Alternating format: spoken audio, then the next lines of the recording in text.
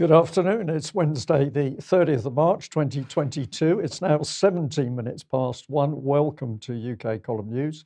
Your host today, Mike Robinson, myself, Brian Gerrish. We're delighted to be joined by Alex Thomson, Vanessa Beeley and Debi Evans. Many apologies, some technical problems. Couldn't explain why, but we're online now. Well, why mainly is because Rumble is not streaming today for some reason, so we had to set up the backup stream. So apologies for that.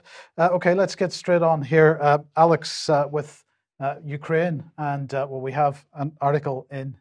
Is this in Ukrainian on screen at the moment? This one is actually in Russian, Mike, but it's from the Ukrainian outlet ZN.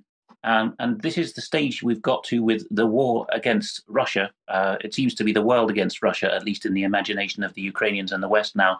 So you've done an auto-translate there so that you're illustrating to people that the Secretary of the National Defense and Security Council of Ukraine, as the name suggests, a very powerful role in all former Soviet countries, Alexander Danilov, took part in a telethon kicked off by President Zelensky a couple of days ago, in which, in his own slot, the NSC chairman Danilov was very loose-lipped and said it wouldn't hurt if a second front could be opened up. He mentioned the Caucasus first, about which there'll be more on the next slide, but on this slide you can see that he's also mentioning the Far East, the unresolved territorial disputes between Japan and Russia over the Kuril Islands in the Sea of Okhotsk, which of course has been ramping up recently because the Russians are sending amphibious craft to back up their Ukrainian mission, cutting through the Strait of Tsugaru between two Japanese islands in international waters, but the Japanese are taking umbrage at this.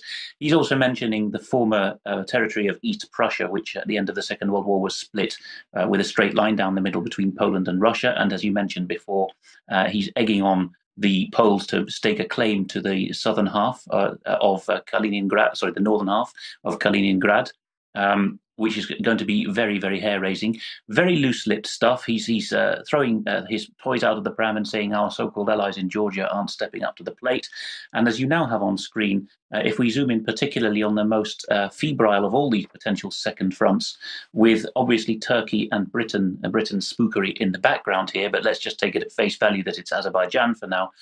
Regular viewers will know about the possibility at any time when spring breaks, any year, that the Azerbaijani armed forces could make a full frontal assault, not just on the exclave of Nagorno-Karabakh, as they did in 2020, but there's a very strong possibility that the Azerbaijanis will now go full anti-Russian, as I say, with a lot of Gulf and British and Turkish moving in the background, and could launch an assault on the internationally legally recognized sovereign state of Armenia itself. There's a thin corridor called Sunik, which is the only non-Turkic territory between Greece and China.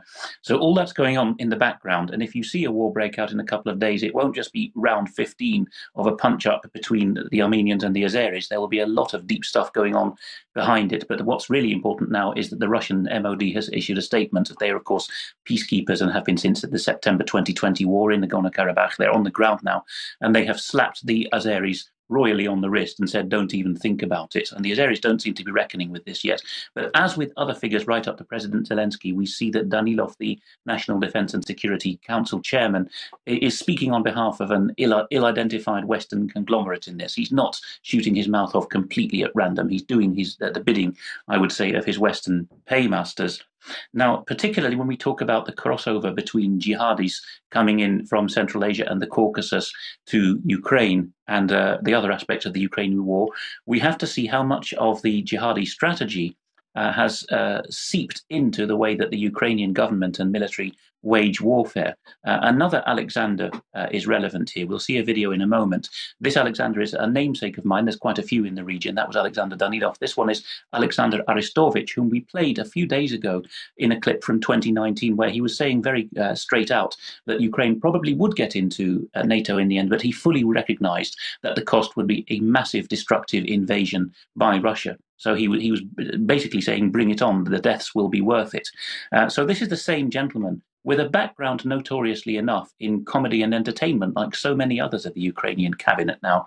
So here he is. He's some kind of vague military strategy advisor to President Zelensky. And in a 40-second Russian pair of clips with English subtitles, you will see him in two studio settings from the last couple of years saying how much he admires ISIS. and how they have got the torture and menacing of people via media aggrandizement down to a fine art, and that they are the force of the future because of what they do.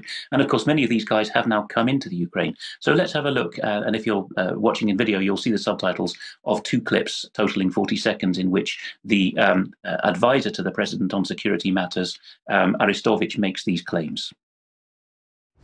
Руководители ИГИЛ считаются сейчас одними из наиболее мудрых и удачливых стратегов, которые есть. Все рассчитано максимально точно, даже жестокость показная должна была производить определенное воздействие. Это бесчеловечная абсолютно стратегия, но очень высокого уровня, очень мудрая, с учетом конкретных интересов.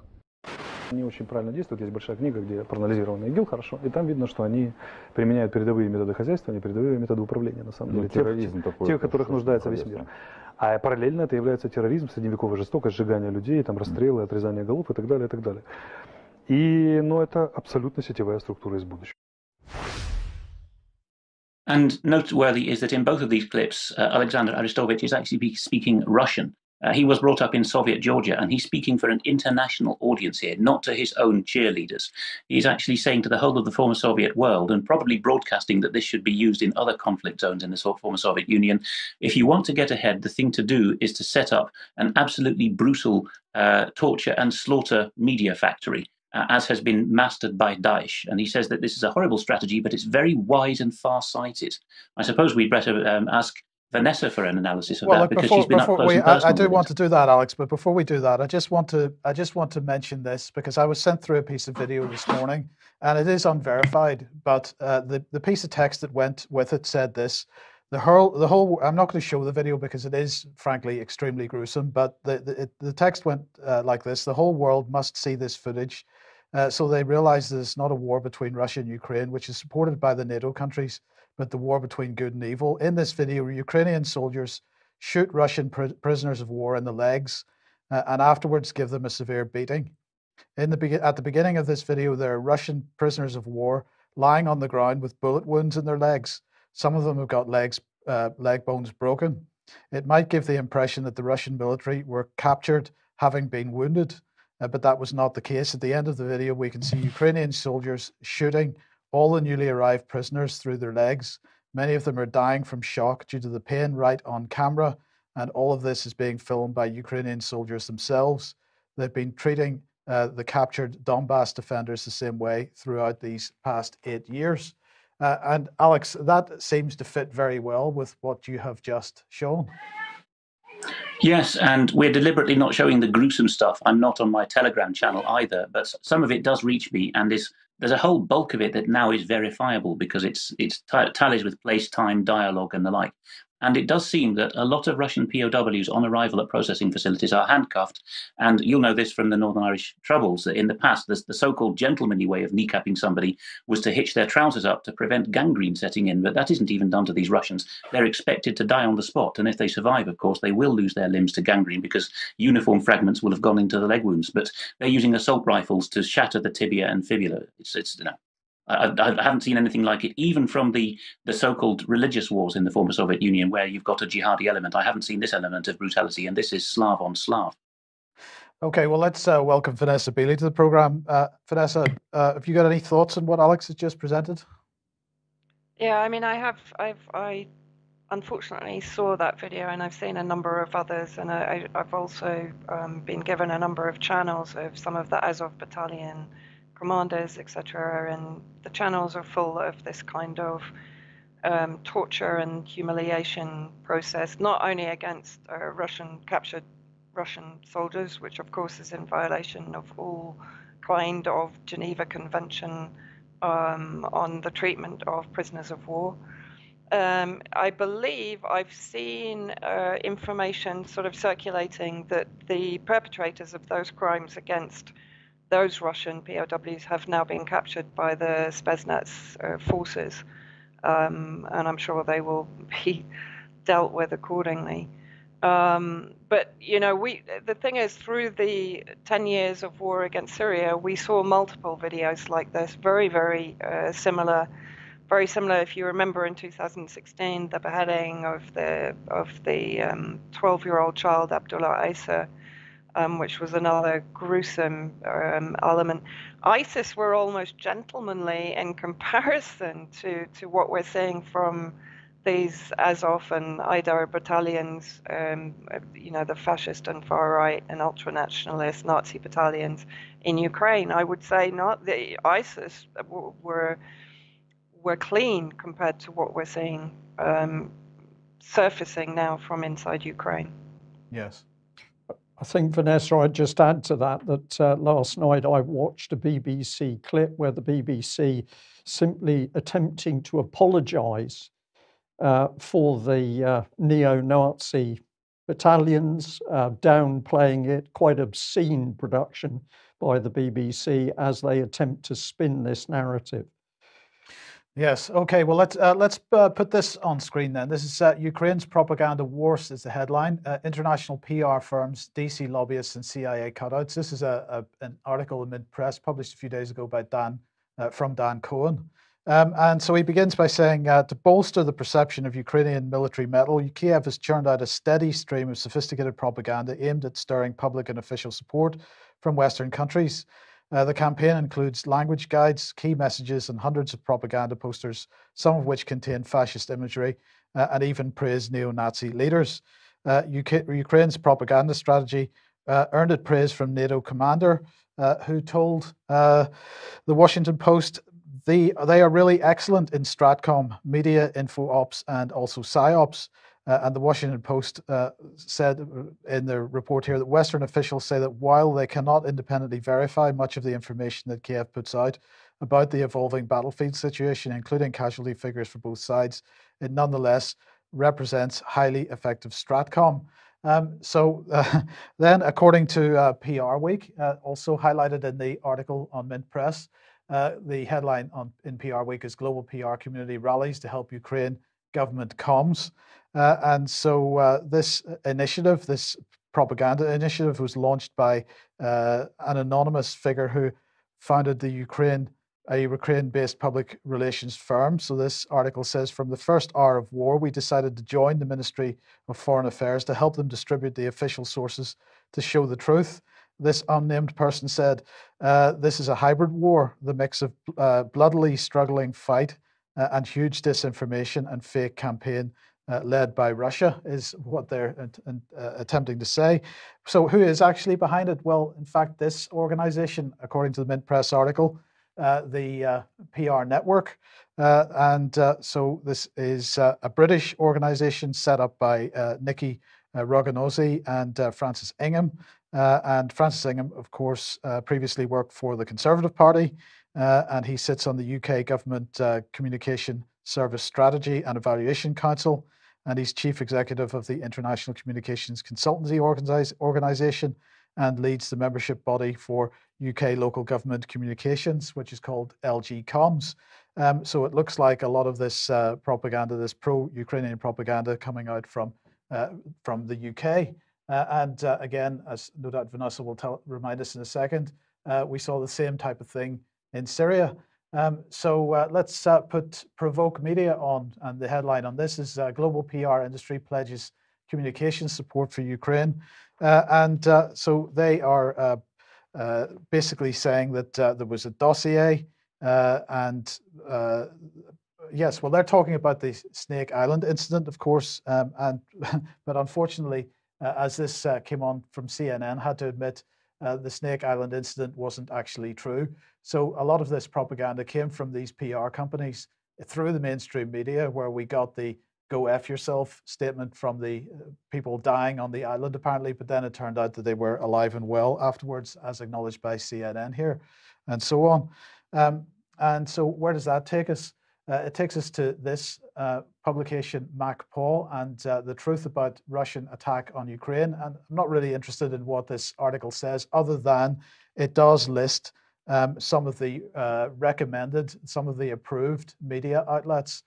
So if we put a few of these on screen, first of all, we've got sources in Russian, and this includes Novaya Gazeta, that is tied to the National Endowment for Democracy. We've got Meduza on there, which is funded by the government of Latvia, the Oak Foundation, Open Society Foundation, and so on. We've got Holland Media, which is an offshoot of Medusa. And we've got BBC Russia. We've got Current Time TV, which is created by CIA funded or founded propaganda outlet Radio Free Europe, according to the Mint Press article. We've got Censor, funded by Yuri Betusov, a former advisor to the Ministry of Defense of Ukraine, and so on. And then we've got the sources in English, and unsurprising list on that there. So we've got Vox, we've got BBC, Politico, The Washington Post, Foreign Affairs, The Economist, CNN, and The Guardian. Vanessa, this perhaps is no surprise that we are seeing. I mean, it is a first-rate article in Mint Press, but it's no surprise, the content. I mean, if you go back to the UK Foreign Office document leak, of course, showing the millions that the UK Foreign Office and intelligence agencies were spending on funding outreach agencies like ARC Group, headed up by Alistair Harris, and who employed James LeMessurier to create the White Helmets and the Free Syrian Police. But to do exactly this, to run Stratcom operations and to provide media support or sort of whitewashing for the various armed groups, extremist armed groups inside Syria. And so now you have what I call the Fash-washing Brigade, headed up by the UK, to provide the same media support for the Nazis. And I was just talking before we came on about a headline today in The Guardian, which effectively says the Azov brigades are nothing more than Ukrainian patriots fighting the real Nazis, meaning Russia. So that's how The Guardian is spinning it. And that obviously is what they're being told to do right now, is to spin the narrative, switch it round to Russia being the Nazi fascist force invading Ukraine, and the Azov being nothing more than slightly right-wing patriots defending their nation state. Yes. Now, on Friday, we put this on screen because the UK government had been tweeting it out, exposed Russian spy agency behind cyber incidents. And we quoted Liz Truss saying Russia's targeting of critical national infrastructure is calculated and dangerous. It shows Putin is prepared to risk lives to sow division and confusion amongst allies. And the point we were making was that, of course, cyber is very much front and center of the new Ministry of Defense integrated operating concept. And we were making the point that this integrated operating concept is offensive rather than defensive. But Vanessa, you came across one person in particular, and we thought we should run through a little bit, just give people a little bit of information about this guy, because he is Ukrainian, but he seems to be working for Microsoft. And the question is, are the cyber activities that he's involved in defensive or offensive? Yeah, and of course, Ben Wallace and his Vovan and Luxus prank call, which he supposedly hung up on immediately, he talks about going on the offense in the cyber war also, as opposed to defensive. So this was really interesting. This guy was actually brought to my attention by the commander of the Christian Orthodox Syrian National Defense Forces in the northern Hama town of Al-Skalbiya. He brought it up, and we'll come on to that in a few minutes, because this guy was issuing death threats against the members of those national defense forces. And of course, we are seeing these attacks against particularly Russian-speaking Christian Orthodox. There was a video of an Orthodox priest being dragged out of a church, I can't remember exactly where it was, and being kidnapped by the Ukrainian forces. So there is now this backlash against Russian Orthodox in Ukraine. So basically, I was sent it because he was issuing threats against Russian Orthodox Christians inside Syria. But when I actually looked, and this was his pinned post, he talks about his company and its entire staff work around the clock in the service of Ukraine, offering cybersecurity support services without any government funding. But then he mentions that as the UK provided support to Ukraine through our company, now I still don't know whether this means through Microsoft or whether it means he has established a side company to receive whatever support the UK is providing. And he then goes on to talk about the fact that he and his partner have donated 2 million to help cybersecurity, and then glory to Ukraine. But of course, this is the Facebook translation. It's Slava Ukrainia and death to Putin. So here is a guy who is effectively signaling Nazi affiliation, working for Microsoft as, if we go on, we then, this is his Facebook page, this is the header. His profile picture is a picture of Bill Gates. I'm not quite sure who that is in the background. Maybe Mike or Alex can tell me. And if we then go to his LinkedIn profile, he is a senior security analyst with Microsoft, or consultant rather. Yes. Yeah, it's on screen. Yeah, sorry. Now, this guy was educated in Odessa, then in Munich. He was born in 1987, but he ended up, and I'm not quite sure how, at Harvard University, where he studied information security and computer forensics. Now, while he's talking about cyber security, his actual main focus is on cyber warfare, and I'll come on to another slide in a minute where he talks about infiltrating or hacking the FSB, the security services in Russia. He has apparently shut down ATMs in Russia, etc. So he's obviously waging a hacking war against Russia. But he's also connected to and supporting of the terrorists in Syria. So again, we have this connection between the Ukrainian Nazi battalions and the terrorist groups inside Syria. So he's talking here about supporting the Free Syrians, but of course in Idlib that means those that are dominated by Al-Qaeda. Free Syrians. And then he also, this is where he is threatening Nabil al-Abdullah, who is, as he describes, the dog of the lion, which of course means President Assad, and of the Russians. As I say, this is a translation. I think this was in Arabic. So he then goes on to say that if Nabil al-Abdullah comes to fight in Ukraine, he will make sure that he's dispatched. And I think in another post he describes him as being sent to join Hafiz al-Assad. So here we have someone that is extremely fanatic, extremist in his language.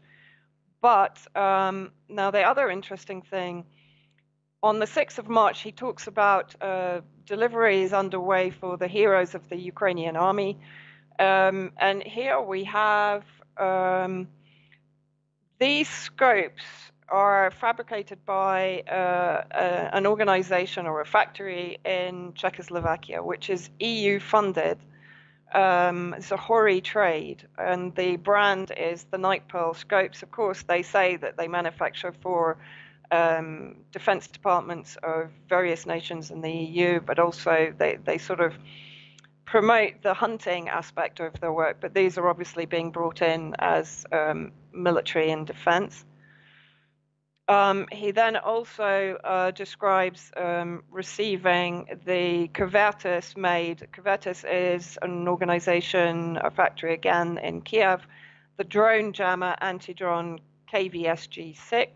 So this guy is clearly being used to funnel weapons in to the Ukrainian forces. I haven't yet sort of seen exactly how he's bringing them in. But if we then, if we look at his Facebook page, he has a number of images which clearly show his affiliations: anti-Russia, pro-Nazi, pro-terrorist in Syria. He talks about various operations. For example, here he's talking about secret information leaked with the names of Russian intelligence officers in the FSB involved in criminal activities in Europe. And he says soon a list of the names of all the terrorist groups from the foreigners dealing or supporting the Russian invasion of Ukraine will be published. So he's obviously issuing threats against anyone that dares to show support for the Russian campaign or is against the Nazi elements fighting inside Ukraine.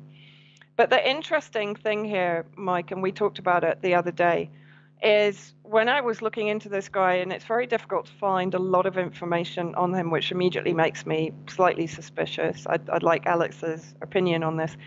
But oddly, on the 1st of November 2021, and he's the sole director of this company, he established a company called iHerb.com. Now, iHerb, most people will know this is Vanessa, yeah. just let me interrupt you here for 1 second. Yeah. So let's put this filing details on screen at the moment, because he has set up a company called iHerb.com Limited, and as you say, 1st of November 2021. I've got a couple of other little graphics here. So here is him as the director from Companies House here for iHerb.com Limited. And you can see that it's Covent Garden, London is the registered address. He's a director, but you can see quite clearly on screen there that he is Ukrainian nationality and country of residence is Ukraine. And when you look at what it does, the nature of the business is set to wholesale of coffee, tea, cocoa, and spices, wholesale of perfume and cosmetics, wholesale of pharmaceutical goods, retail sale via mail order houses or via internet. Now, it's very interesting that iHerb.com is an established website. It's been established for 25 years. This is what it looks like. But if you look at the bottom of that page, it shows that iHerb.com is copyright 1997 to 2022 iHerb LLC. This is a US-based partnership or local limited liability corporation. So my question to you is, why do you speculate? I mean, I appreciate that it is speculation, but why do you think he has decided to name a limited company in the UK after an established .com domain-based company, mail order company that sells exactly the type of things that he lists on his Companies House registration? It's the same type of business, but he clearly has no connection to this iHerb company. And so what is he doing? Well, and also, why would somebody who's resident in Ukraine, companies, there's no mention of this company, and the building does appear to be empty apart from a couple of offices that have a desk and a vase of flowers on the desk or something like that. So again, we seem to be seeing what could be a front company. The fact that they will accept payment via internet. So, and the other company he has, which I forgot to mention in the slides, he has a cryptocurrency company in Ukraine also. So there could be a connection there. It could be that he is able to funnel the funds through this company. And of course, because it was only established in November 2021, there are no accounts filed. And we have seen this multiple times where these companies are set up and they shut down before accounts must be filed, because again, we're speculating, because they've served their purpose and they're shut down before accounts have to be filed, which might reveal what they're doing or might raise questions. He is also the sole director, which is interesting, and I couldn't find any information of any other employees, but very strange that a Ukrainian would have an office address in London, dealing in goods that he seems to have absolutely no relation to from his professional profile and from his education. Have you got any thoughts, Alex? I think we might have found a suitcase guy or analogy, because 20 years ago, when the Russians were duking it out in Chechnya and just over the Georgian border in the Pankisi Gorge, that was the big casus belli just after 9/11. These ethnic Chechens in Georgia using Georgian territory as a base for rest and recuperations and restocking of jihadis. What you found then, and I actually witnessed this personally, I bumped into some of these guys, you'd find in that iteration of the war, it was a bunch of British Pakistani students. They were, in that case, mainly studying information technology and medicine, who claimed to be on a year's exchange or study program in Tbilisi, and who just happened to be enjoying camping out in the mountains. And then later on, through intelligence work, I found that this profile was quite characteristic of gentlemen who'd been tapped up in London by city gents, or at least arm's length, and who were sent out there. Well, of course, there was no UAV technology in those days, so they weren't drone jamming, but they were suitcase guys in the sense that they were tapping Russian satellite phones in the region and jamming them as well sometimes, because some of the figures, including Johar Dudayev, were assassinated by the Russians getting a lock on their sat phone signal. So this is all very redolent of that. The surname of this gentleman, Al-Fayoumi, indicates, I think, Egyptian ancestry, not necessarily in his generation, because Fayoum is a city in Lower Egypt, but the orthography is French Levantine, so his family may have spent some time in Syria or Lebanon. But no, the address as well, Covent Garden, suggests to me a boiler room of the kind that the late Gordon Bowden specialised in unfolding. And of course, Bowden often claimed that at the bottom of that trail was Mossad. So very dark stuff, but he does fit the profile for what I used to know as a suitcase guy 20 years ago, embedded with the local nutters. Okay, thank you for that. Any thoughts? Well, we've seen this sort of thing before. I'm going to be talking in a little bit about the BBC's information war.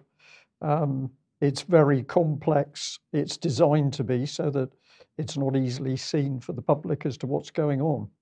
Do we believe this sort of stuff can happen? Yes, of course. Yes. Okay. Well, look, thank you very much for that, Vanessa. Let's move on to Ben Wallace. He has been mentioned already, but here he is in the Arctic because we are very concerned about the Arctic at the moment. So Ben Wallace met his Norwegian counterpart in the last day or two, and they've been taking part in exercise called Response 22. We've mentioned this NATO exercise already.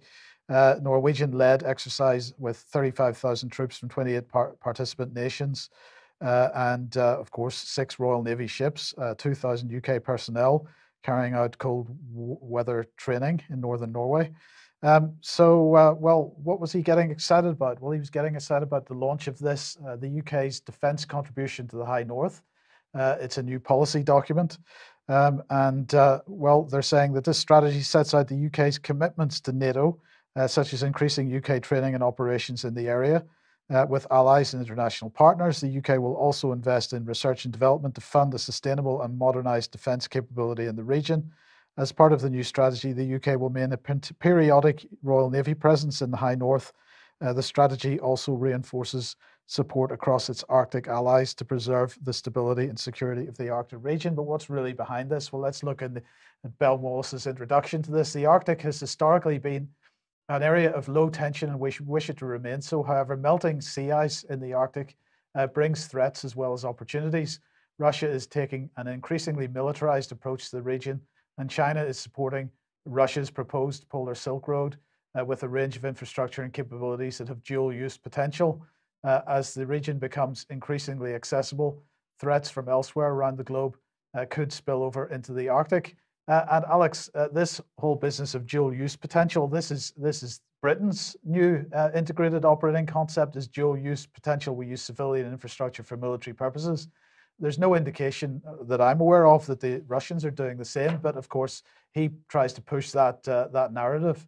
The Polar Silk Road looks like a trading route. It doesn't look like a military or a defensive or an offensive infrastructure being built there. So I don't know what your thoughts are on this, but clearly the UK government has been getting concerned about Russian activities in the polar region for quite a number of years now. It's a great game, only it's Russia pushing northwards to evade blockades rather than southward because of a combination of, don't shoot me, but climate change, if you understand what I mean and don't mean by that, and also the stage of technology that the region has got to. The Chinese are actually building, if I understand correctly, the world's largest Arctic port in record time in Russia. The whole city can't be a weapon, can it? A dual use, as I've seen from my years in counter-proliferation, is effectively a Western stick. It's part of what's now called the rules-based international order. It's used as a term to sanction, well, first keep tabs on and then sanction trading companies and nations that in the Western parlance, Anglo-American parlance, attempt to evade blockades on weapons exports and the export of gyroscopes, for example, for nuclear programs. The whole term, whenever I've spoken to technical people, is ambiguous because anything in the world can be used for peaceful and productive or destructive purposes. And the more specialized technology it is, the more that's true generally. So it does seem to me that Britain ultimately, or the deep state, is concerned that Russia is just going to be able to trade directly with, in the end, Canada, North America, or anywhere that it can get sea lanes out to from the Arctic. Yeah.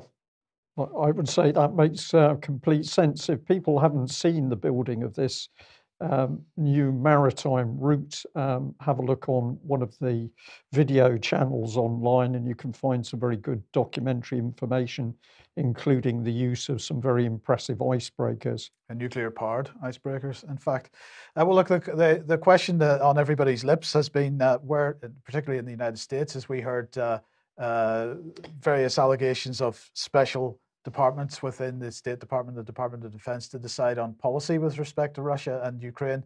The question is, where's the policy coming from? So let's have a look at this. This is a document from 2019, published by the RAND Group, and it's called Extending Russia, Competing from Advantageous Ground. As the US National Defense Strategy recognizes, the United States is currently locked in a great power competition with Russia. This report, they say, seeks to define areas where the United States can compete to its own advantage. It examines Russian vulnerabilities and anxieties, analyzes potential policy options to exploit them, and assesses the associated benefits, costs, and risks, as well as the likelihood of successful implementation. So that was 2019, but this has been brought back to the surface by this article. RAND report prescribed US provocations against Russia, predicted Russia might retaliate in Ukraine. So this is Rick Sterling has written this. Many of the steps towards this war were proposed apparently in this report. So rather than trying to stay ahead or to improve the US domestically or in international relations, the emphasis is on efforts and actions to undermine the designated adversary, which is Russia. The report, he says, notes that Russia has deep-seated anxieties about Western, well, let's just put that on screen. The report notes that Russia has deep-seated anxieties about Western interference and potential military attack. These anxieties are deemed to be a vulnerability to exploit. There's no mention of the cause of the Russian anxieties, that they've been invaded multiple times and had 27 million deaths in World War II. He goes on to highlight that the RAND report lists many techniques and measures to provoke and threaten Russia. Some of the steps include repositioning bombers within easy striking range of key Russian strategic targets, deploying additional tactical nuclear weapons in locations in Europe and Asia, increasing the US and allied naval forces posture and presence in Russia's operating areas, brackets Black Sea, holding NATO war exercises on Russia's borders, withdrawing from the Intermediate Nuclear Forces Treaty. So this was all suggestions from RAND in 2019. These and many other provocations, Sterling says, suggested by RAND have in fact been implemented. For example, NATO conducted massive war exercises dubbed Defender 2021 right up to Russia's border. NATO has started patrolling the Black Sea and engaging in provocative intrusions into Crimean waters. The US has withdrawn from the INF Treaty. As earlier indicated, the RAND report assesses the costs and benefits of various US actions. It considered a benefit of increased US assistance to Ukraine results in the loss of Russian blood and resources. Speculating on the possibility of Russian troop presence in Ukraine, the report suggests it could become quite controversial at home, as it did when Soviets invaded Afghanistan. And he goes on to say the RAND report says increasing US military aid would certainly drive up Russian costs, but doing so could also increase the loss of Ukrainian lives and territory or result in a disadvantageous peace settlement. So peace settlements are disadvantageous, Brian. So there we go. Well, I just wanted to add there that all of the things the RAND report has talked about and have happened, we've reported on in great detail. And we've said consistently that these activities are designed to provoke the Russians. Yes. So before I ask for comment here, I just also want to put this on screen. So this is SCSPI, which is a Chinese think tank, and they're talking about the situation in the South China Sea, and they publish a report called, it's an annual report called an incomplete report on US military activities in the South China Sea. So China absolutely seeing the same type of strategies that the Rand report is talking about with respect to Russia being also applied to China.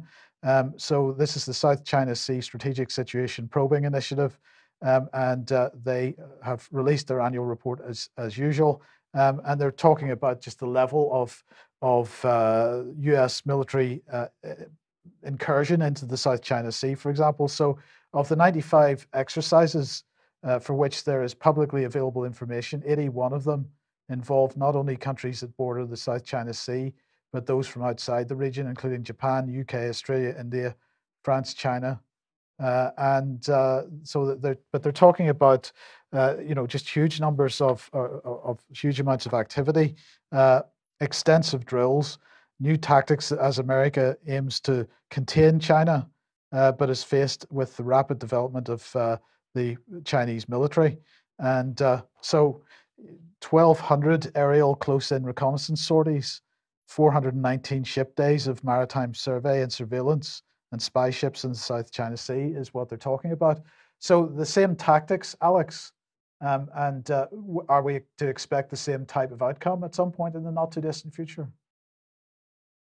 It does rather look that way, doesn't it, Mike? The Rand Corporation is probably familiar to long-term viewers, but in a nutshell, it's an arm's length think tank for the US military. It thinks things aloud that wouldn't be thinkable within the Beltway. It sits in a more cozy and quieter setting and just lets its boffins dream how to evade mutually assured destruction and dream the control of a new world.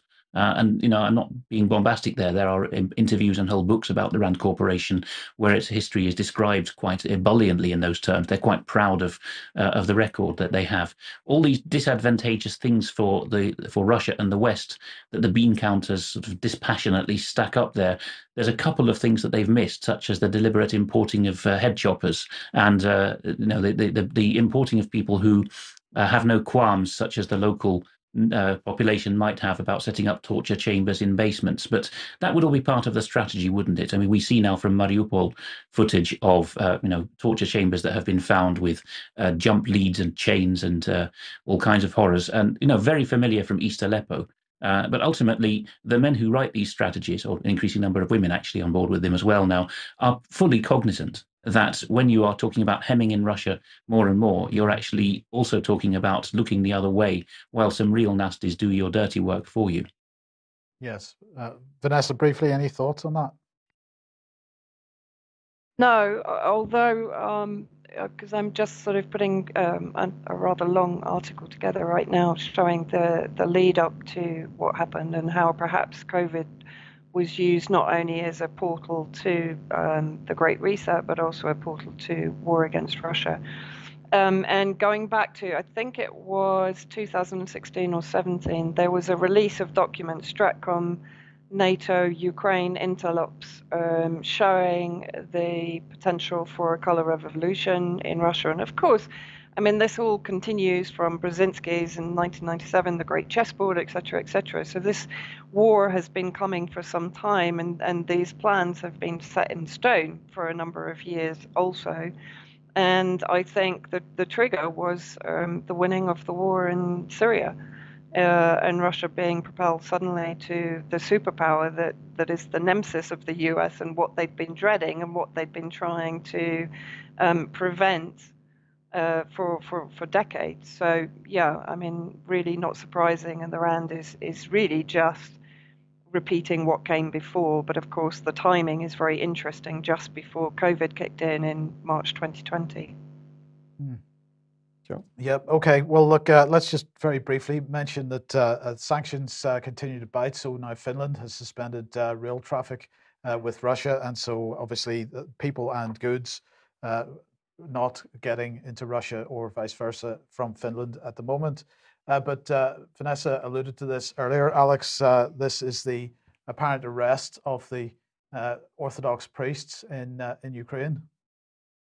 This is in the town of Smela, or in Russian Smila, in Cherkasy region, and the one at the back in red is an acolyte. The one at the front being arrested has got the full priestly garb on. We don't know what the arrest is for, but it seems to be that the SBU, the intelligence service, is behind it. I don't think anyone else would authorize it.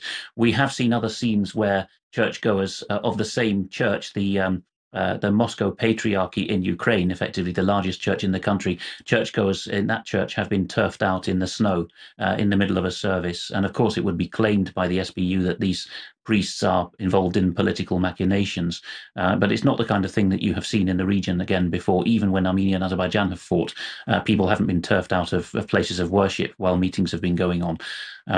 The background to this is that to this day, with the exception of a smaller so-called Ukrainian Orthodox Church that has little recognition and little membership, most Eastern Orthodox Ukrainians, so that's the bulk of the country, belong to a church which on paper is the Moscow Patriarchy. Only since 2018, it's been self-governing, autocephalous, as they call it in theology.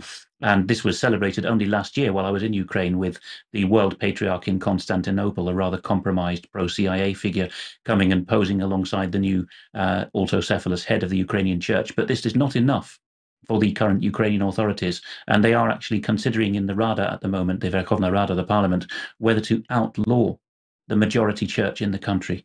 Not to decree that its goods belong to the state and that it has to have a new head and a new constitution. They are planning to outlaw the equivalent of the Church of England. This doesn't seem to be getting any coverage in the West that I'm aware of. Horrific, nevertheless. Well, perhaps we could draw people's attention back to media in the UK.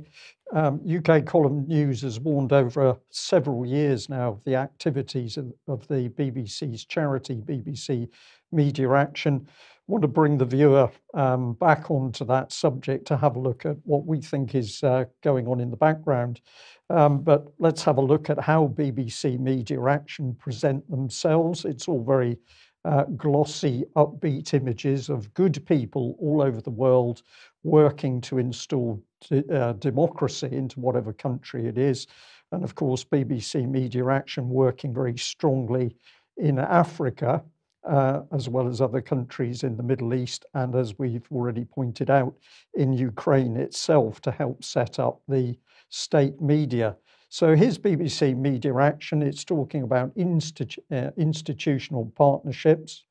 And if we get in some of the text, at the present time, BBC Media Action is boasting of their relationship with the UK Foreign, Commonwealth and Development Office, the FCDO. We'll be coming on to them in a minute. The Swedish International Development Cooperation Agency, Global Affairs Canada, and the Bill and Melinda Gates Foundation, and more. And BBC Media Action says without them, we couldn't carry on our important work, which informs, connects, and inspires people to change their lives for the better. Well, of course, it isn't about people changing their lives for the better, because what BBC Media Action is really doing is changing whole societies to produce them in line with the model that the BBC wants to promote. But if we just take a little bit of this apart, and we go first of all to that Swedish International Development Cooperation Agency, if we look at a key player here, the Director General, a lady, what we can see is that the whole basis of her politics is Swedish Social Democrat politics, sustainable and global development. And then we've got some connection with the World Bank growth and development plans and policy. So when BBC Media Action is casually saying it's funded by these people, I think it's reasonable to say, well, in that case, the people who are providing the money are also calling the shots on what the policy is going to be and what they're going to pay for. So this is some charity, it has to be said. If we have a look at this one, this is Global Affairs Canada. And what do they say about themselves? Well, it says, we define, shape and advance Canada's interests and values in a complex global environment. So this is nothing to do with helping people in Africa, for example, per se, or in Ukraine. This is to do with promoting Canada's political interests. And yet this is being done through an organization which claims it is a charity, BBC Media Action. But if we come straight to the meat of the matter, we've got to look at the Foreign, Commonwealth and Development Office. And if you're not aware of what they do, well, this is their words. We pursue our national interests and project the UK as a force for good in the world. We promote the interests of British citizens, safeguard the UK's security, defend our values, reduce poverty, and tackle global challenges with our international partners. So the UK is a force for good, Mike. I think we've shown that in the news today, or Yes. maybe not, as you'd say to me. So let's have a look at the Foreign, Commonwealth and Development Office. And many people are not aware of the complexity of this organisation. If we think this is simply part of UK civil service, it is much more complex than that. And of course, with the complexity becomes the opaque nature. So if you have a look at their website, it says very clearly that they work with 12 agencies and public bodies. I'm going to have a look at these in a little bit of detail, but the first thing we can say is that BBC Media Action, although they receive funding from FCDO, is not mentioned in this list. And I think this is very significant because what is happening here is that a charity is being used as the hidden tool of the British state. Yeah, so they've mentioned the BBC World Service, so there's no reason why they couldn't mention BBC Media Action. I don't think so, Mike, apart from the fact it's a charity. Alex, we're going to have a look at each one of these in a little bit of detail. But of course, BBC World Service is tightly tied in with the British state. So that's why I think the BBC World Service is there, but BBC Media Action is a charity, so they've conveniently left it out. It's odd because if you look at that list, it says that the FCDO works with 12 agencies. They're deliberately obfuscating the difference between executive agencies directly subordinated to the Secretary of State for Foreign and Commonwealth Affairs, such as GCHQ and MI6 that they name down the bottom, and agencies that they are partnering with. It's the global public-private partnership that Ian Davies likes to speak about. The blob is subsuming more and more. By the way, Global Affairs Canada is nothing more or less, Brian, than the trendy new name for the Canadian Foreign Office. Okay, thank you for that. Well, the sharp-eyed viewer might have noticed that the executive agency for the Foreign, Commonwealth and Development Office was no less than Wilton Park. And if you don't know what Wilton Park is about, I suggest you get on their website. This was what I was confronted with this morning, preparing the children and armed conflict agenda for the future. I read that several times thinking to myself, my goodness, they're openly admitting where they're heading on this. So do you understand that Wilton Park seems to have this immense power as the executive agency of the Foreign Commonwealth Office? Well, many people don't. Foreign Commonwealth Office here promoting the chair of Wilton Park, Gisela Stewart, who started on the 1st of October 2018. And if we have a look at more detail here, it says that the Foreign Commonwealth Office pleased to announce, excuse me, the appointment of Gisela Stewart as new chair. She replaces the outgoing chair, Ian Ferguson. And then it goes on to talk about other positions that she holds. The chair of Change Britain, the director of the Henry Jackson Society, and member of the Global Strategy Forum Advisory Board. So who is actually running this part of the government? Are we dealing with the civil service, or are we now into a much deeper and darker collective of people? I think it's the latter. And if we look at the Global Strategy Forum and its advisory board, well, here she is, but we've got a familiar figure there standing from UK column reports of earlier times. That's no less than the King. It's King Mark. King Mark Sedwell. Yes. He's looking very happy as a lord now, and of course he's deep into the power of these people. I've just taken a couple of the people mentioned on the advisory board to show the sort of scope, but we've got General Sir Richard Barrons, KCB, who served as commander of the Joint Forces Command until April 2016. And they talk about the fact he was commanding billions worth of UK military forces and special ops forces. But when we get to this man, it becomes very interesting indeed. Sir Evelyn de Rothschild, currently chairman of EL Rothschild. Now, this man, I believe, is in his 90s. There don't seem to be many pictures of him as an old man, but fascinating mix of deep bankers with retired military and politicians. Alex, you had your hand up. You're, I think, Yes, wanting to keep that slide on just for a moment, because you there have global Britain in a nutshell. You have the banking layer ordering, well, for a start, European military unification, hence barons. Our long-term viewers will know about what was going on in that year of Brexit But and Alex, ramping up. sorry, Alex, I just want to mention, of course, Barron's very close to Integrity Initiative. Barron's very close to Exactly. right? 2016 to 2018, that was what the game was, reimagining Britain's continental politics.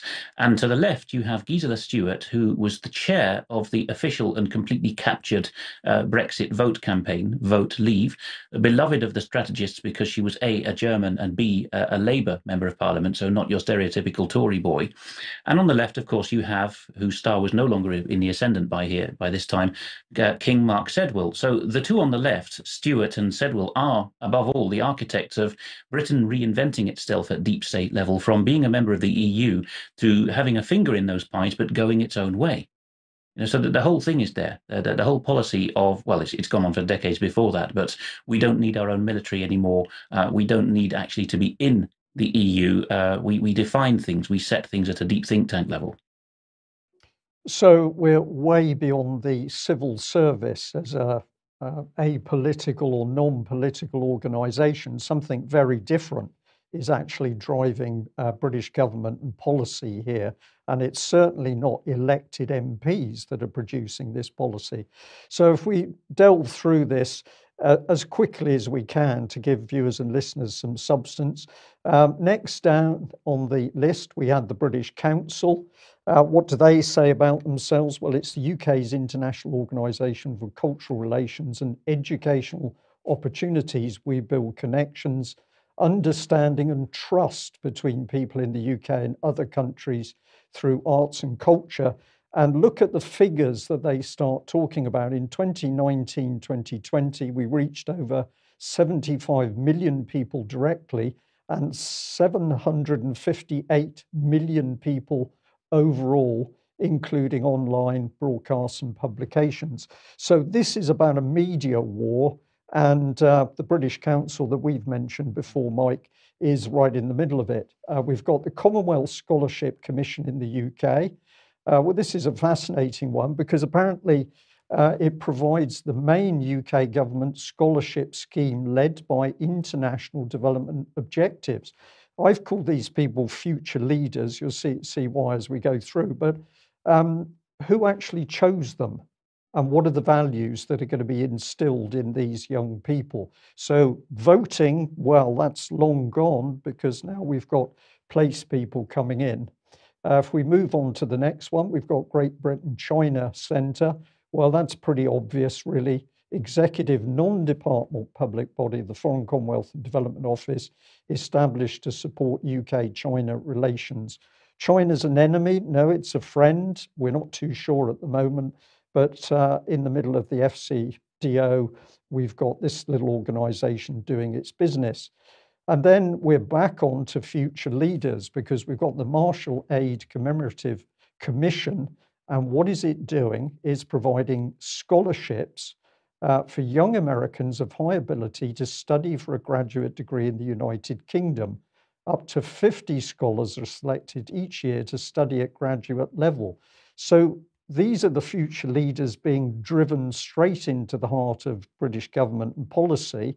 The voter doesn't even know these organisations exist. And if we add a bit more to this, well, there's a very young Boris Johnson, clearly part of the programme, or at least supporting the programme. And what do they say here? As future leaders with a lasting understanding of British society, Marshall scholars strengthen the enduring relationship between British and American peoples. So I'm saying again, who is selecting and grooming these young people, but these people are nothing to do with a democratic process. These are to do with people put in positions of power. Alex, it's very interesting and it's very obvious as you go through this list that democracy no longer exists in UK. We have a very different form of government. It's the capture not just of both mainstream parties, which is common through the Western world now, but the capture of both streams of thought. We covered a moment ago that the official fake Brexit campaign is involved in these agencies, but then you see that the British Council is also involved. They're the most pro-EU cheerleading group that there is in the British soft power establishment. They've been run by Neil Kinnock. Everyone knows about his position on the EU, and his son Stephen was the British Council's man in St. Petersburg in the 90s, and even before Putin's time. Kinnock was out on his ear. He was declared persona non grata, and the British establishment, the British Council, was subsequently in the mid-2000s again in another city, Yekaterinburg, accused of subversion and espionage. So it doesn't really matter whether you vote for so-called Brexit or Remain, really, which was the biggest question of the last decade for those with short memories or overshadowed by the new crises. That was the question of the decade, to leave or to remain. Doesn't really matter. Because the minds of the both wings of leaders have been stitched up. Likewise, the minds of the Americans. So the State Department does this in Europe as well, but so does Britain through Chevening and Marshall Scholars. All of these things are, shall we say, poor man's round table. That they're all inspired by and a pale copy of the original and best, the Rhodes Scholarships. They all go back to the City of London top table, deciding that the Americans and the Continentals must take their lead from Britain. Okay, thank you for that, Alex. And of course, the power of these people has been unleashed with devastating effect on Ukraine. Let's finish the list. Here's the Westminster Foundation for Democracy. Is the UK public body dedicated to strengthening democracy around the world? So we've got the hypocrisy. We have no democracy due to organisations like the Westminster Foundation for Democracy.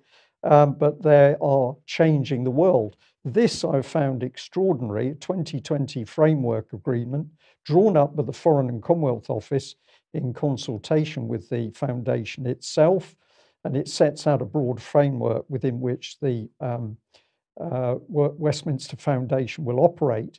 But have a look at this. It says this document sets out how they will operate, but it does not convey any legal powers or responsibilities. And despite being referred to as an agreement, it is not intended to be legally binding or legally effective in any way. So it's signed, it's a signed document by both parties, but then we're told, well, don't worry about it because it's not legally binding.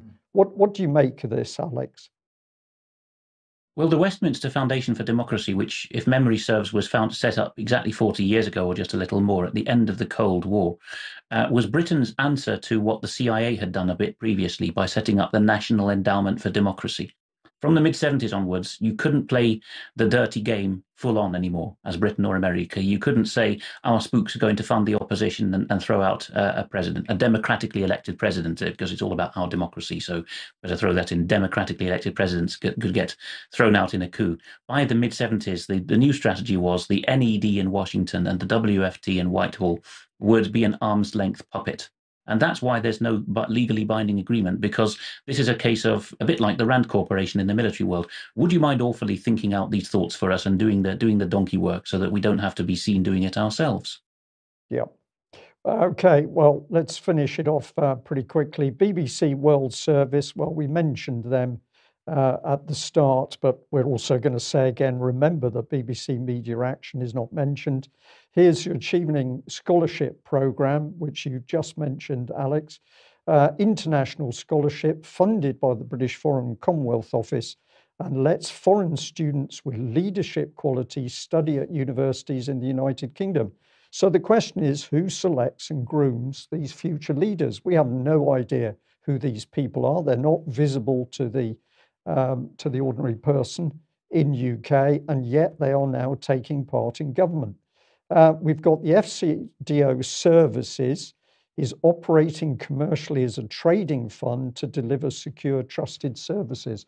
Not sure what you make of that one, Mike. I wasn't able to get too deep into it, but I found the use of trading fund interesting when we're supposedly dealing with the civil service.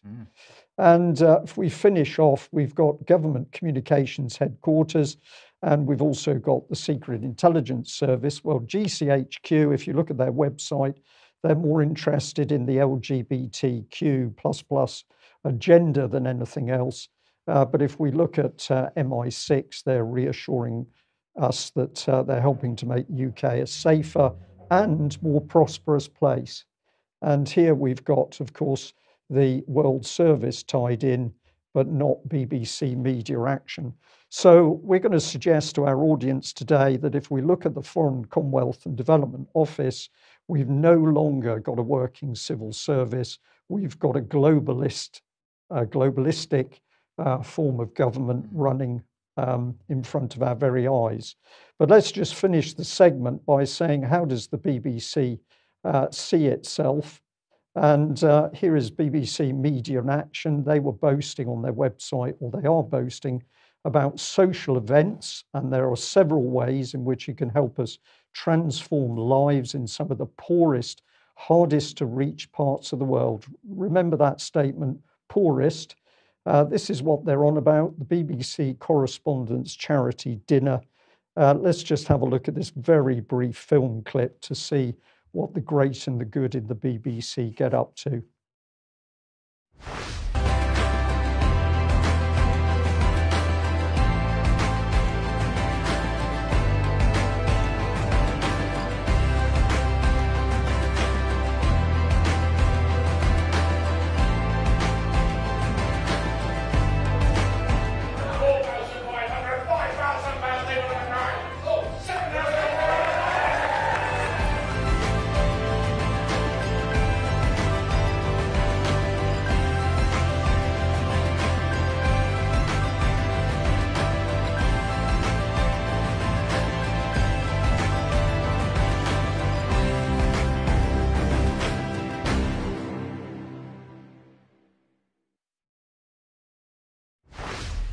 It's a pity we didn't book our table. Well, let me just get this one on screen, Mike. But there they are, the lovies in their DJs, quaffing the wine and the food at great expense and trying to tell the public in UK that they're there to protect the poor. Worldwide disgraceful hypocrisy. But this is the meat of it. If you want a table, prices start from 3,500 for a table of 8, but you do get 2 BBC correspondents. I believe you can throw them away at the end of the meal, but they do come with a table. I just found this whole thing deeply offensive as we look at how the BBC has helped ramp up the violence and the war in Ukraine, and we have an organisation claiming to be a charity. Yes. Okay. Well, let's move on very quickly. Just a quick reminder about the online safety bill, because this was tweeted out by Silky Carlo a couple of days ago. Even more alarming is that Nadine Dorry's online safety bill is going to put online censorship like this on steroids. It will be state mandated. Take a moment to consider what else would qualify under nebulous banner of harm during the peak of the pandemic. And Nadine Dorry's replied to Silky Carlo saying, "This is nonsense. You're either misunderstanding or misrepresenting the bill.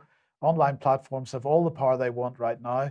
The online safety bill puts in place protections for democratic content and stops West Coast engineers removing / taking down legitimate content."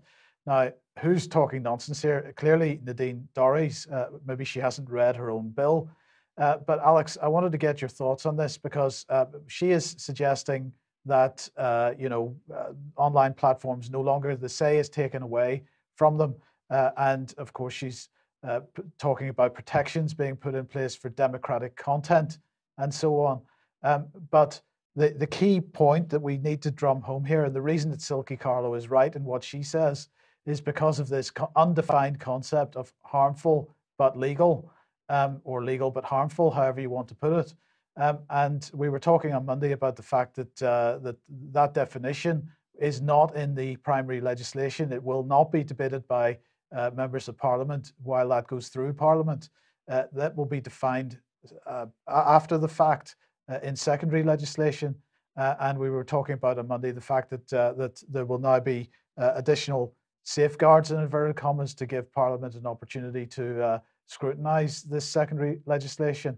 And while that's a step forward, it's not a big step forward. It doesn't really take the danger away from this. And I just wanted to get your thoughts on this use of secondary legislation to define something which is so key and core to the primary legislation, and which therefore doesn't get debated during the progress through Parliament of that primary legislation.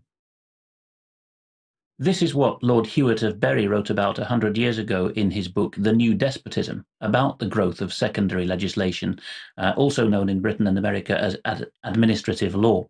And he wrote, and Philip Hamburger has written recently from America on the same theme with his book, Is Administrative Law Unlawful?, that it was repugnant to the common law. It's the worst of continental Marxist thinking, and it is pervaded from the left to the so-called right of the British establishment now. From the SNP, the Liberal Democrats, the Labour Party, and the Conservatives, there seems to be no opposition to that. And Nadine Dorries, bless her, she's my parents' constituency MP. She's not from the area, but she's sort of the typical well-meaning Middle England lady is how she's thought of, and represents a leafy constituency. But the unexamined assumption at the root of this, which comes to the fore in that quote tweet of hers, is that if the state is given powers to define, it will do a spiffing job, because there's no malicious people in the state. So if the problem is these Yabu sucks Marxists on the West Coast, well, give it to our Marxists and they'll make a better fist of it. There's no more sophistication to it than that. And even though an increasing number of our parliamentarians are lawyers, they seem not to have had the basics at that law school about who guarantees and safeguards liberty, the state or the individual. Liberty increasingly not being safeguarded, and Children's Health Defence here, things get serious. Dutch critic arrested. So we were talking also on Monday about the French lawyer that was taking part in the Fulmic hearings being arrested in France. This is Willem Engel, a scientist, and this Children's Health Defence saying this scientist and one of the most prominent critics against disproportionality of the measures against the so-called corona pandemic in the Netherlands. In addition to his own website, which publishes information that critically examines and questions the narrative of the pandemic, he also established a reputation as an activist on the streets, as well as in the courtroom. So on March the 16th, he was suddenly arrested on the open streets and handcuffed. What exactly he's accused of doesn't seem to be clear. It surprised him and his colleague who was with him, documented the event on video and so on. So the arrests continue. Don't know what your thoughts are. I think they're going to continue. They're going to grow, because to tell the truth, Mike, is becoming increasingly dangerous for the state. The state now putting billions of pounds in the UK, in the US, in the West, into a propaganda machine. If you stand up and challenge that, you are a direct threat to the state. So I think, unfortunately, we're going to see more of this. Alex? Willem Engel's arrest has shocked even the most jaded of Dutch freedom campaigners and alternative media people.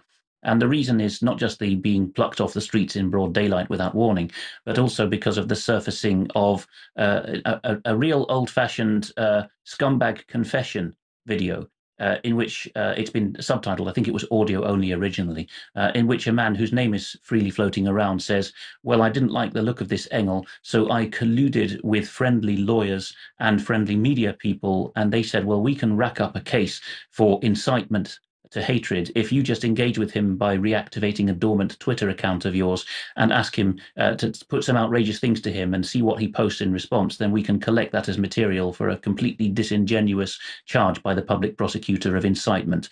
And again, the worst of the continental system.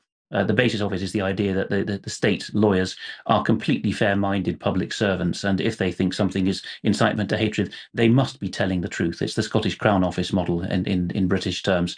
And so he's now sitting and rotting in pre-trial detention, which isn't completely open-ended, but down the road in Belgium it is. You can be held for years in continental jurisdictions while the state decides whether you did something naughty or not. Okay. Yeah. Okay, thank you for that. Now, if you like what the UK Column does and you would like to support us, then please head over to community.ukcolumn.org, and there are options to help us out there. Or you could support us by picking something up from the shop. But if you do see our material on the various platforms, please feel free to share that as well. Excellent. Well, staying on the subject of health, we're going to invite Debi Evans to come on screen. And Debi, you have been warning and warning over the past weeks that under the smokescreen of Ukraine and all matters to do with the war in, the war in Ukraine, people need to be very, very vigilant as to what's been happening with healthcare and indeed within the NHS. And you've got for us to kick off a video clip of the NHS England board meeting. Before we play it, what caught your attention about this clip? Well, the board meeting actually was only put up this morning, so it's very, very fresh. But I think what you'll see from the clip that we're about to see is another fusion of USA and NHS and the very worrying developments that are going on around transformation, transformation of the MHRA, transformation of the NHS. What does this actually mean for us in the UK? And, while we're talking about everything else, we mustn't forget that there have been over 300,000 spring boosters already delivered. We've got elderly in care homes that still aren't being allowed to be visited by their relatives.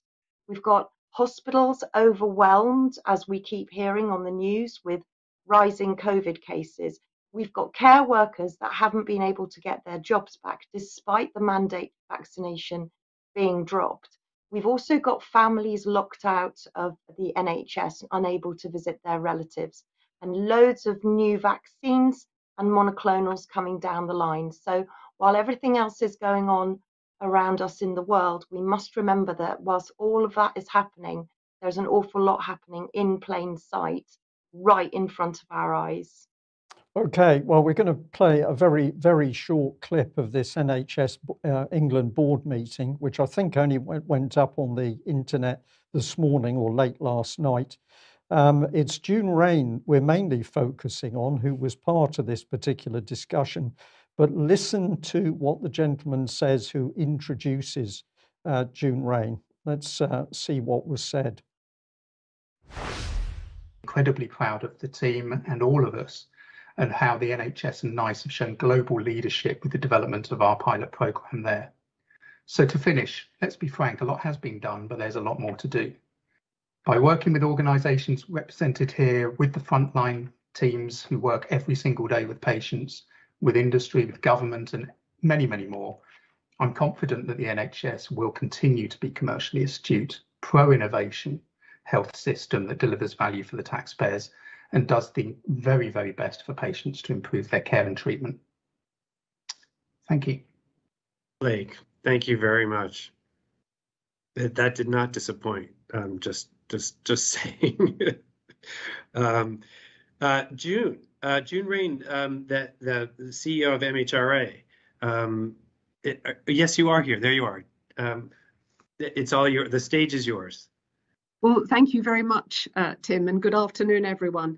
As the UK's independent regulator, the MHRA is wholly committed to supporting the success of the life sciences vision in the NHS and to realising the full potential of this amazing vision as an enabling regulator, no longer a watchdog.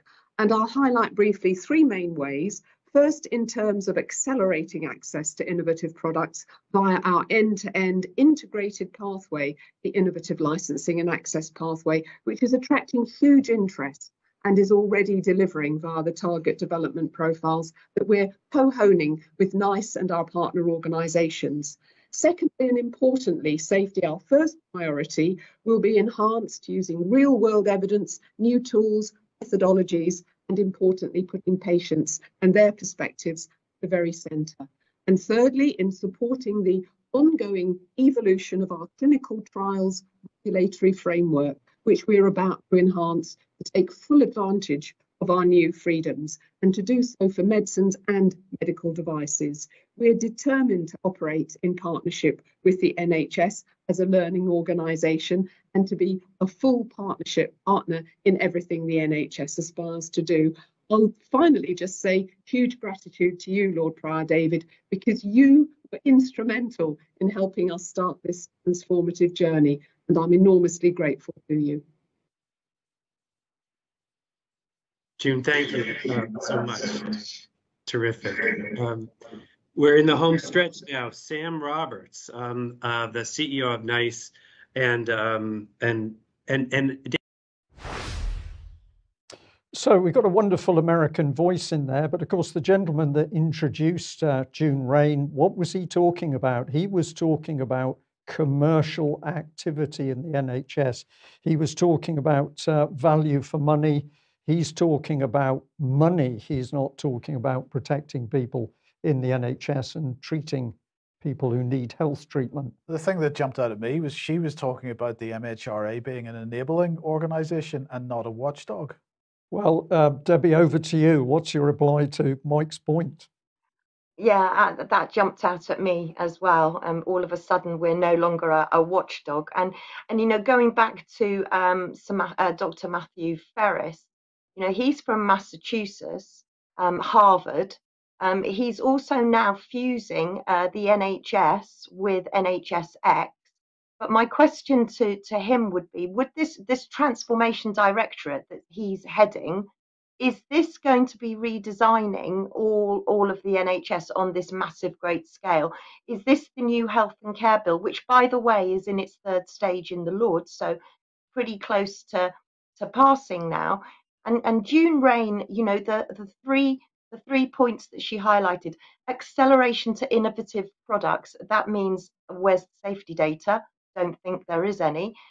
She was putting patients at the head or at the center of safety.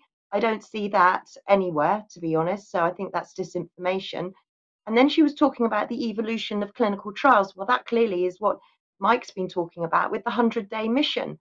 So now, yes, Mike, you're absolutely right. They're no longer a watchdog.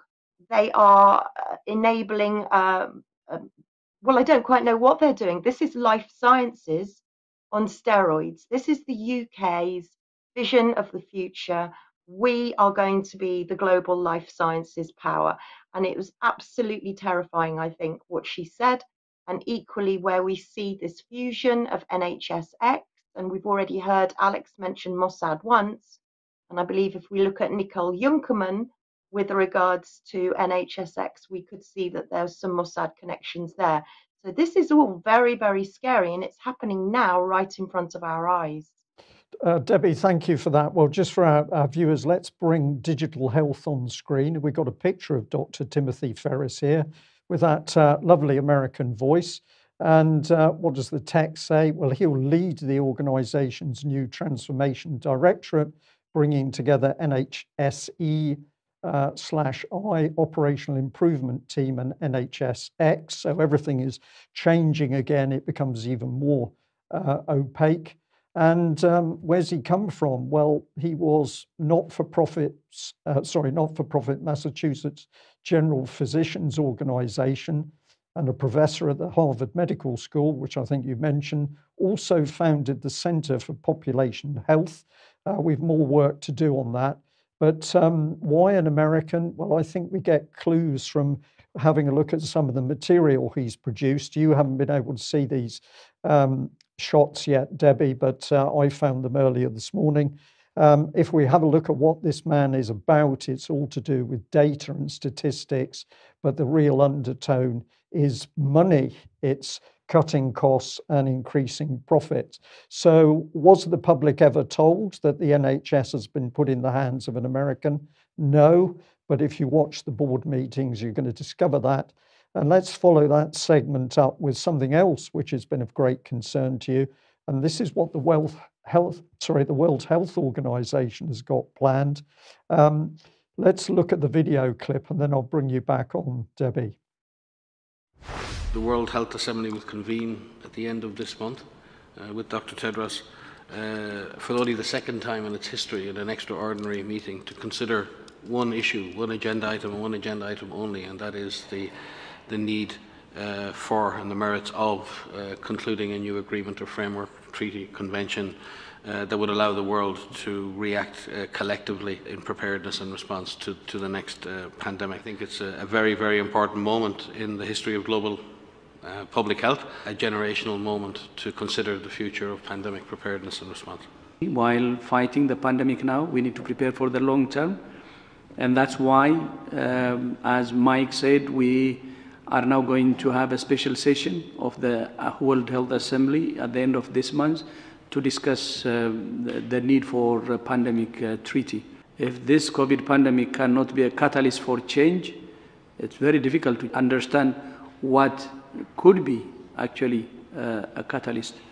So that's why the treaty, the discussion or the assembly to discuss the treaty is very timely, very crucial, and I hope the world will agree to have a treaty or agreement that can help us to fight the next pandemic in a better way. So, Debi, what's your concern? What are you seeing as the threat in this, in the words of those two men?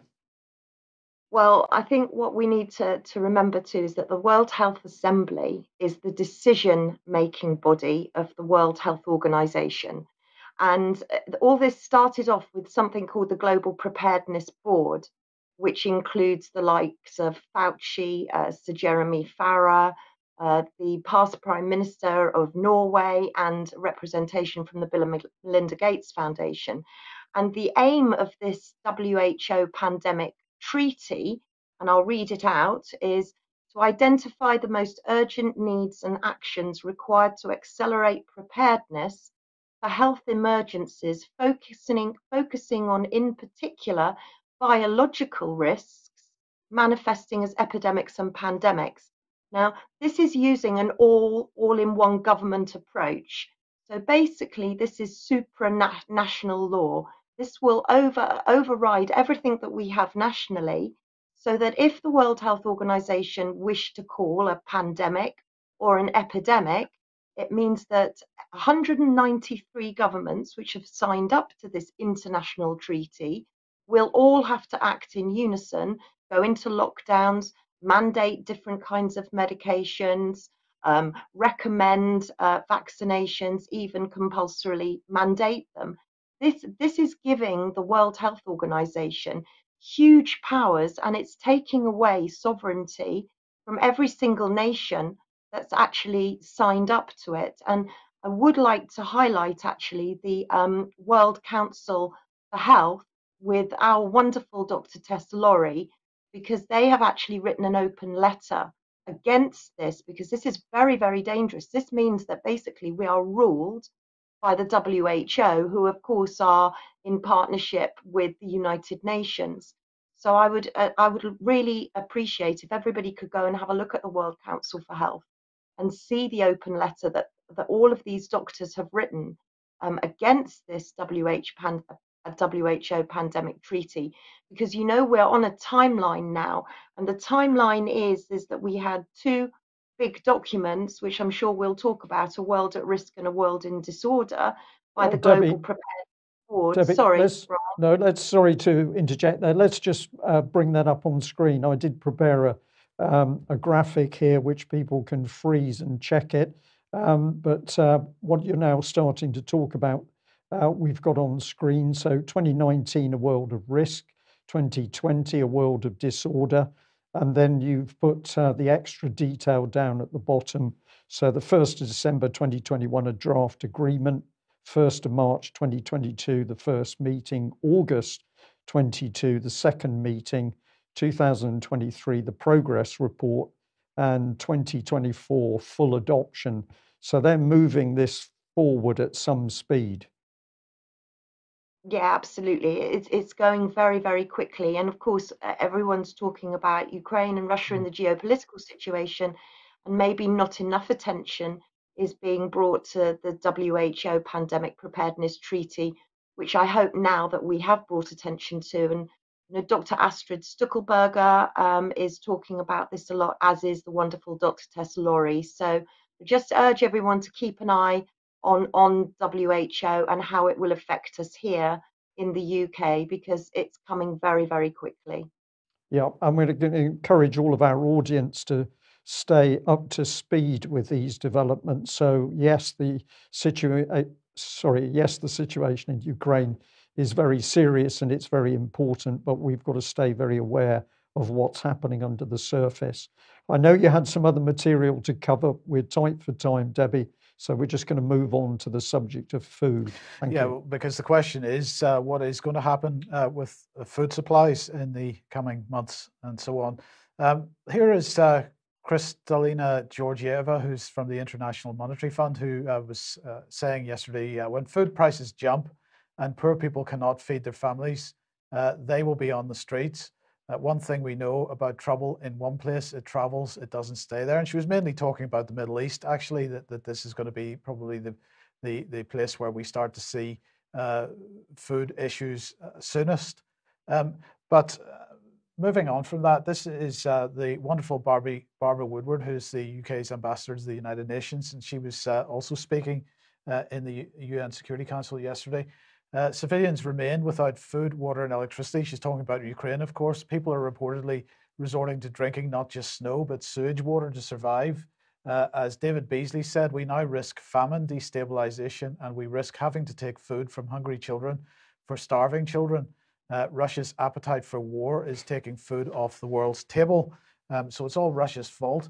But she did actually concede during her speech that global commodity prices were already on the rise before the invasion. But the question is, what's Britain doing to guarantee food security in the UK? Well, of course, we are guaranteeing food security in the UK by shutting down our food production capabilities. So this is Michael Gove speaking in mid-2019.